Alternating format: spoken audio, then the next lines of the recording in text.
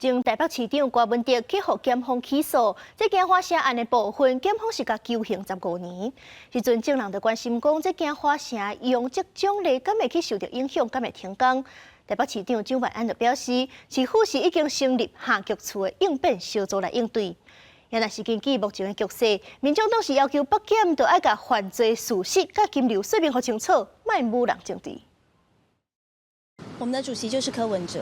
检定表示，主席就是郭文哲，但伫含北检清楚说明犯罪事实甲金流，有证据，所以去到安怎做就安怎做，无证据就放人。民众党立委是批评北检政治办案。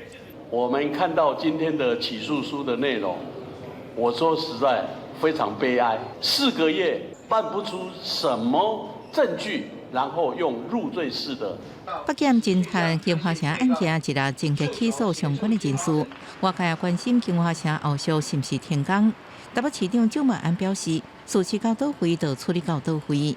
我想我们都已经成立府级的跨局处小组，也是由李思銮副市长担任召集人。我们也会针对如果起诉之后，起诉书的内容，整个案件事实到哪里，我们就会采取相对应的作为。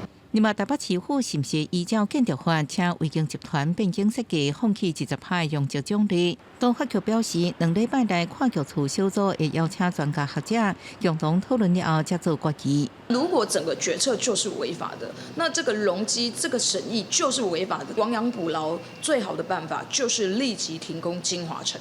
当时的容积的给予、都市计划的变更，只要有牵涉到不法的行为，我想这份都市计划的变更是势必要撤销的啦。那这个建造也要撤销的。到这个进前，维京集团无回应。记者综合报道。